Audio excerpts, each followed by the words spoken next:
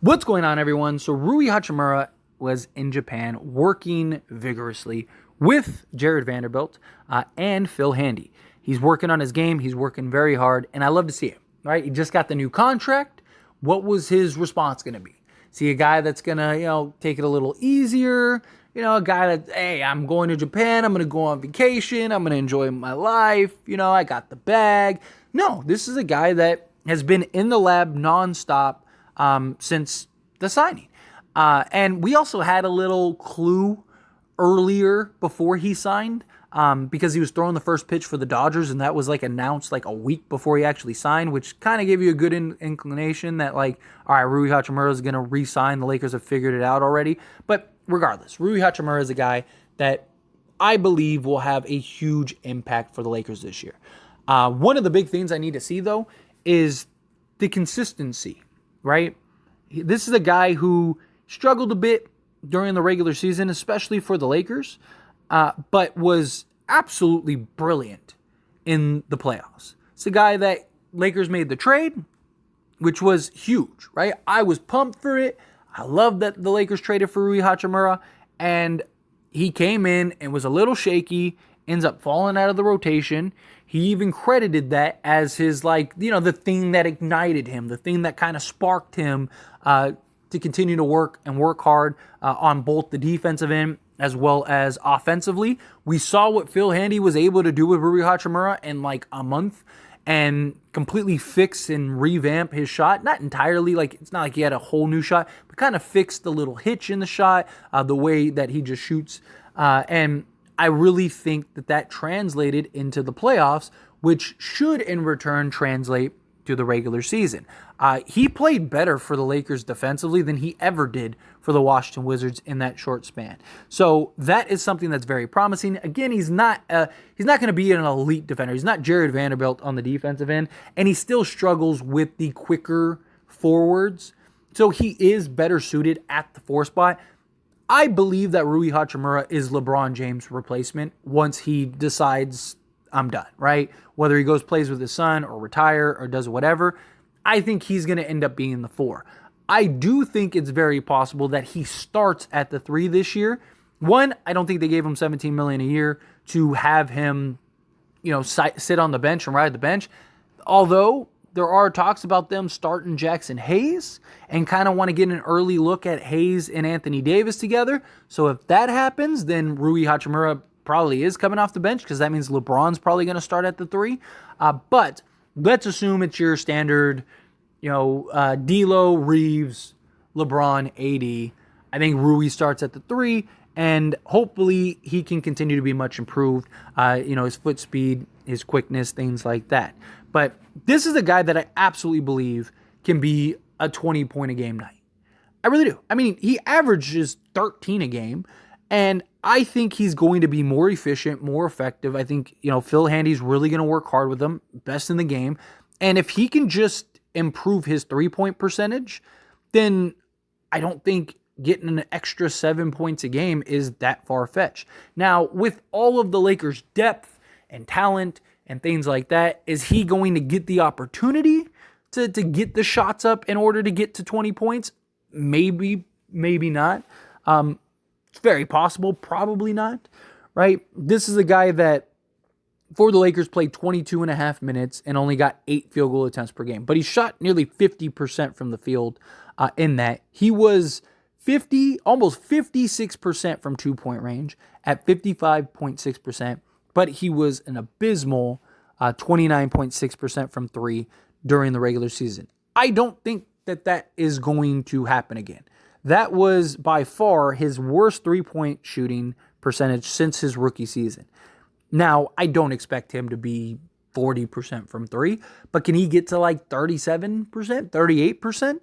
If he can, then he is an absolute threat and could make a case for much improved, right? Or most improved Laker.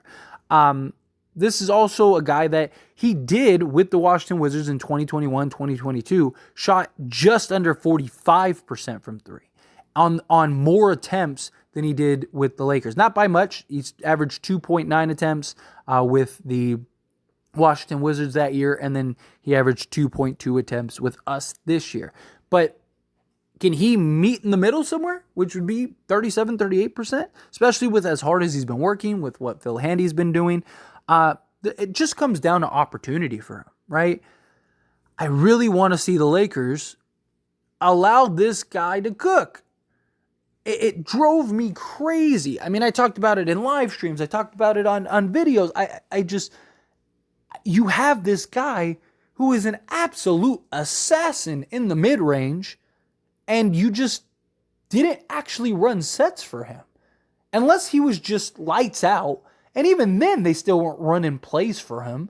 They were just kind of giving him the ball, and he was just going to work, right? Like, run some sets. Put him in a position to be successful. Run some pick and pops, run some, screens, sets where he's diving to the basket as the roll man, and then just let him use his size and strength to finish at the rim. He was really good at that.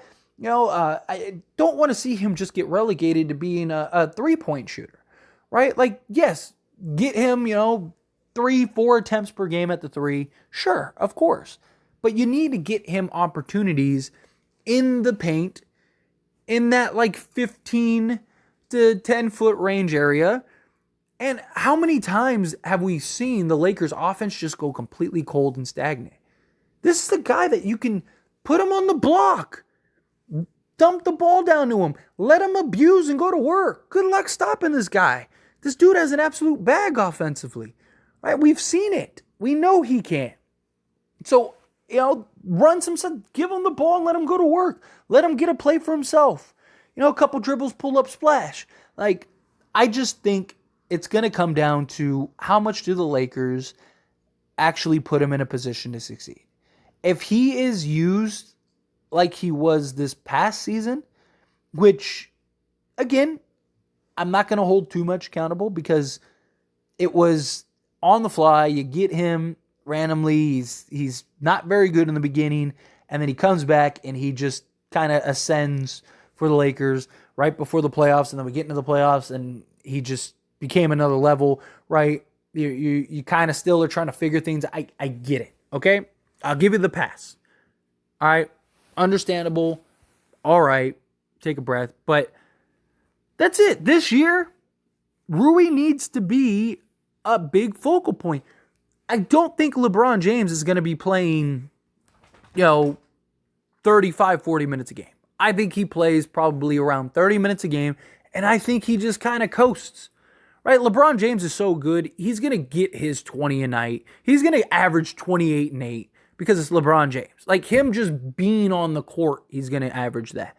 So I have no doubts that he gets that 28 and 8.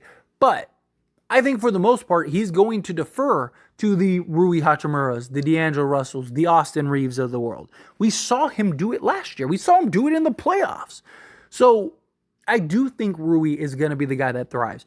And I do think Rui is the LeBron James replacement, right? I think Rui plays the three because he kind of has no choice. But I think that once LeBron leaves, whether it's through, going and playing with the son, he retires, whatever, I think Rui Hachimura is going to be the starting forward for the Lakers. And yes, at that point, I think he gets probably 15 plus attempts per game, and I think he jumps up to like a 20 to 25 point a game guy. But how can you expect him to be that and do that and play to that level unless you give him the opportunity now, right? To go, and my point is, like, build him up. So that way when the time comes, he's already ready. He's good to go, rather than like, oh, hey, now LeBron's gone, so now you're going to play 35 minutes a game and we need you to average 25. Like, and it's like, dude, I've been getting 5 attempts per game and most of them have just been spot up threes. And, now you want me to what? Become one of the main focal points of the offense, if not the main focal point of the offense? Like, it's easier said than done. Where if you give him spots to where he is the focal point of the offense, now he gets more comfortable in those situations. He has a better understanding of those situations. And then once the torch is passed, then now he's ready to kind of step in that role. And it's like, okay, well, I've been doing it, in little 5-minute doses here and here all game. I'm not saying make Rui Hachimura the number one option. But I'm saying, like, have little stretches throughout the course of the game where he is the guy, right? He is the focal point. Feed the ball, let him go to work. I think he has a huge impact. And again, I wouldn't be surprised if he jumps from, 9.6 points per game for the Lakers to like 18 or 20 this year for the Lakers. And I'm pumped and excited. And if that happens, then he definitely has a chance to be the most improved Laker. But anyway, as always, this is a discussion, so I pass the question on to you. Let me know your thoughts and opinions down in the comments below. What do you think? Do you agree? Disagree? Somewhere in between? How do you feel? Let me know.